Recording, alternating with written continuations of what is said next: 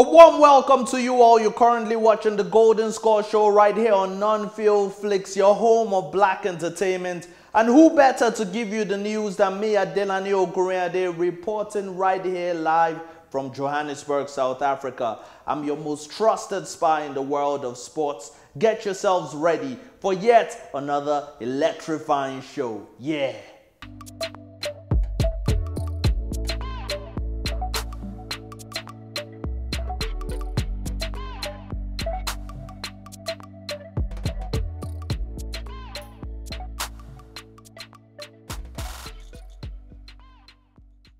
This weekend saw new champions crowned in the top leagues in Europe as the balance of power shifted in Spain and France. Today, we're also going to talk about the NBA and the world of Formula One.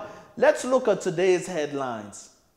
Orlando Pirates dumped out of Confederations Cup. Kelechi Iheanacho and Wilfred Ndidi miss out on Champions League. Pepe double not enough for Arsenal. Mane fires Reds to third. Lil Pip PSG to title. Luis Suarez seals Spanish crown for Atletico Madrid. Max Verstappen gloriously excels at Monaco Grand Prix. Now let's look deeper into these stories. Orlando Pirates dumped out of Confederations Cup. Orlando Pirates exited the CAF Confederations Cup after an emphatic 4-0 loss to Raja Casablanca in their quarter-final second-leg clash. Ben Malango and Zachariah El Wadi were on the score sheet as the Green Eagles progressed to the last four with a comprehensive 5-1 aggregate victory. Kelechi Iheanacho and Wilfred Ndidi miss out on Champions League. Nigerian Super Eagles stars Kelechi Iheanacho and Wilfred Ndidi, who helped Leicester City to FA Cup glory, could unfortunately not do the same in the English Premier League. Leicester City twice unexploited 2 leads to lose 4-2 at home to Tottenham Hotspur on Sunday as their Champions League dream was shattered on the final day for the second successive season. Now let's look at another African player that actually did well this weekend, but unfortunately could not take his team anywhere. Pepe double not enough for Arsenal. Ivorian Nicolas Pepe was 1 goal short of a hat-trick as Arsenal beat Brighton, but were denied a place in Europe by their North London rivals. Despite finishing the season with a 5th straight win, Arsenal were trapped in 8th place after Tottenham clinched a 4-2 victory at the King Power Stadium. Looking at another one of our African sons that was shining over the weekend, Mane fires Reds to third. Goals in each half from Sadio Mane secured 3 points for Liverpool in what was an average season by their standards. The results, coupled with Chelsea's 2-1 loss at Aston Villa, meant Klopp's team jumped over Thomas Tuchel's side in the final standings. So Chelsea ended up being 4th, and Liverpool ended up being 3rd, and Manchester City, Manchester United were 1st and 2nd respectively. Now let's have a look at what happened in France, and you wouldn't believe it. Lille pipped PSG to title. Lille finished 1 point ahead of Paris Saint-Germain and clinched their 4th Ligue 1 title. Lille's final day victory denied Pochettino's Paris Saint-Germain glory despite beating Brest 2-0. This is only the 2nd time that they have not lifted the league trophy in 9 years. Would you believe that? Now, let's have a look at what happened in Spain, because there was another shock in the world of football. And I love it when this happens. It's not like the German league that is so predictable. In the Spanish La Liga, Atletico Madrid seals Spanish crown. Diego Simeone's men completed a stunning comeback win as Luis Suarez hit Atletico's winner in a 2-1 victory over Real Valladolid on Saturday to clinch the title for the first time since 2013-2014.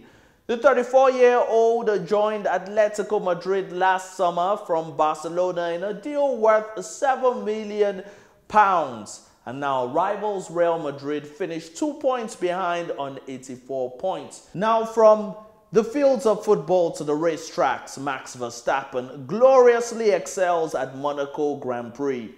Red Bull's Max Verstappen took a title lead from Lewis Hamilton with a win at the Monaco Grand Prix.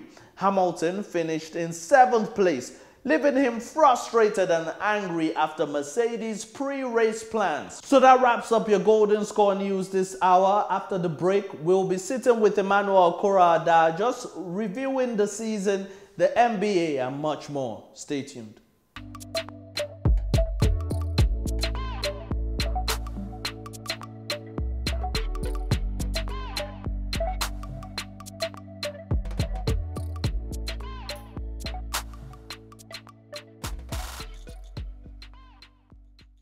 Welcome back to the Golden Score Show right here on Non-Field Flicks. And yes, we found him. Emmanuel Korada is on the show today. Emmanuel, how are you, man? I am good, Adelani. How you doing? All right, that first or last day, rather, of the season was sizzling hot. A lot of drama, man. A lot of drama. But at the end of the day, man. What was your highlight of the last day of the season? Wow.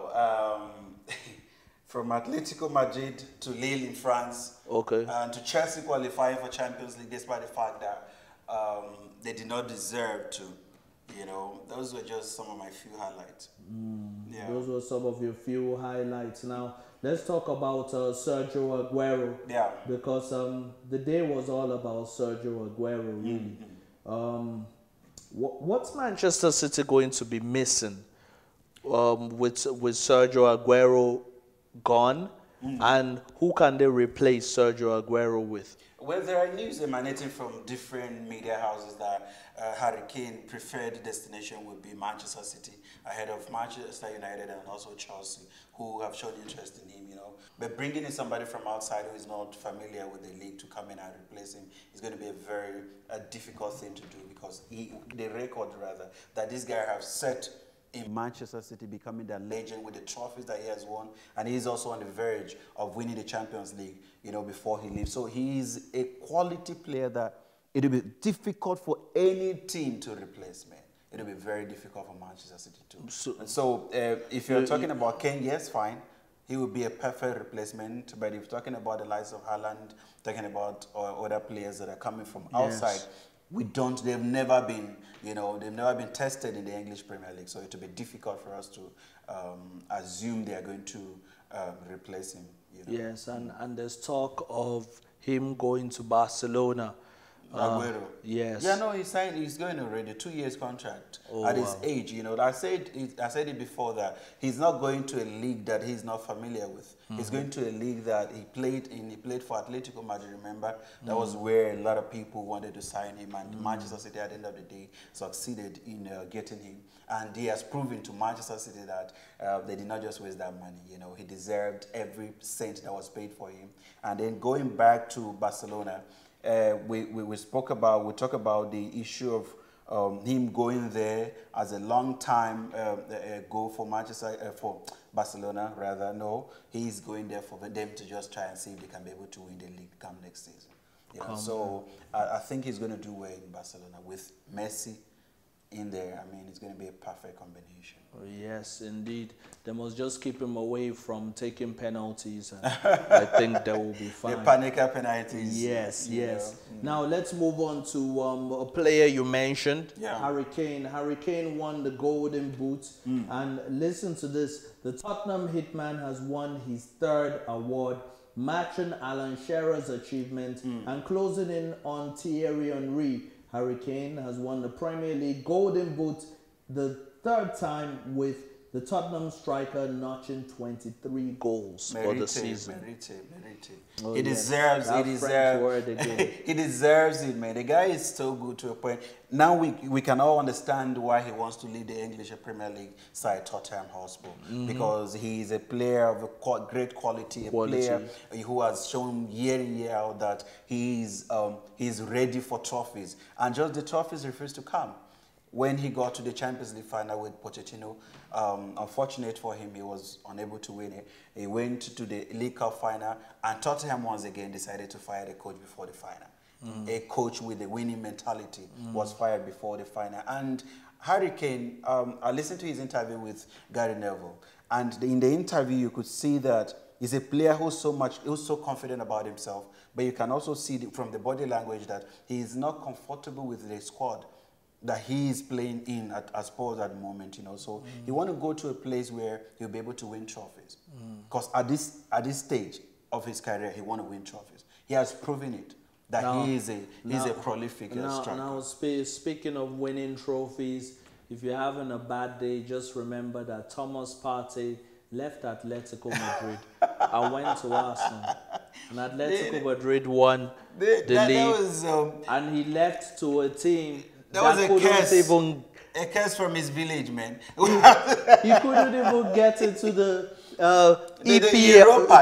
Europa League. I was analyzing this with a friend, and I was shocked in a way, you know. Sometimes people, as individuals, would lack foresight. You know, foresight in the sense that he did not envision Arsenal to finish in the position that they're going to finish in. If Arsenal were going to sign you, yes, I know every player's dream is to play in the English Premier League. True, the most popular league in the world, where they want people to see them. That is true, but are you going to a club just to be okay playing there? Or are you going there with ambition to win trophies or to compete on the highest level? He went to Arsenal, a team that signed him as quality player. There were no other quality players that were going to work with him. And they decided, no, you cannot have Aubameyang, a team that wins trophies, have character in that team, must have leaders. If you want me to mention that to you, when Chelsea had the likes of Drogba, Ballack, Deco, John Terry, Lampard, Malouda, Aneka, these were top-notch quality leaders when it comes to the game. In their various countries, they were leaders. Yeah. And then coming together, you could see the passion. You could see them fighting for every ball. Drogba fight Ballack to take free kick, take penalty. You know, you will see that these are players that want to compete and want to win trophies. And if they don't win, you see them crying. But you're going into an Arsenal side that is a very young team with players who have never been tested, with players who have never experienced what it means to win trophies. And then you leave. One leader left Arsenal, David Luiz. Was it a loss for them? Or to me, I don't good think, riddance to bad rubbish. I don't think it's a loss to Arsenal, you know, because I think it's high time Arsenal should start considering how to rebuild or revamp the entire team. You know, by making sure they bring in quality players, players that want to win trophies, players that have the winning mentality. Character is what they're lacking in that team. So they need to bring in, you know, these players for them to be able to compete on the highest level. And Mikel Arteta, is it time for him to be fired? Left to me alone, he is not qualified to coach Arsenal. I'm sorry, I'm not being too harsh on him, but I just feel Arsenal is a top club that deserve the best, you know, for if they want to move forward. But now we don't understand the views of the board of Arsenal. We don't know the direction in which they're heading. If they're comfortable where they are, then it's fine. If they're not comfortable where they are, they need to bring in a top manager to be able to take them to the next level. Oh, wow. And Chelsea lost, but due to Emmanuel Correa, prayers rather, they still managed to seal that Champions League spot. That was a close one. It was a huge disappointment. I remember in 2016, Spurs needed us to do them a favor, you know, and for them to go ahead and win the Premier League. But we refused to do that. Instead, we gave the trophy to Leicester City, you know, and on this given day, we needed them to do us a favor, and they were there. You know, to help us, even though we did not do that the same to them, you know. Well, I guess your players are saving their energy for the Champions League final. No. This was the coach. If you listen to the coach, this was the final before a final for him. This was the final actually for him to qualify Chelsea to the Champions League. That is what was stipulated in his contract. That go there, make sure you take us to the Champions League. You know, we lost the FA Cup because of the Champions League. And going into that game, it was a rather disappointing performance from the players. You know, we were not expecting them to go to Aston Villa and then concede 2 goals. But they conceded 2 goals. And at the end of the day, Tottenham also, Harry Kane, this might be his last game for Spurs, we never know. They decided that they want to take the team to Europa come next season. And they succeeded in doing that at the expense of Leicester City's qualifying for Champions League. So Emmanuel Okurada, now let's look at the NBA. What were your highlights of the NBA over the week? My highlight was Jay Young, who silenced the Knicks crowd. So much for needing time, to get acclimated to playoff basketball. The 22-year-old thoroughly dominated the Knicks in his first ever NBA postseason game to the tune of 32 points, 10 assists and 7 rebounds, and finished things off with a game-winning floater with less than a second left to silence the packed MSG crowd. Oh, that's incredible. And there was also Devin Booker, who had an unbelievable dunk in the first half of the Lakers and Suns game. Devin Booker scored 17 points in the first half of his first ever playoff game. Wow. That was incredible. It was.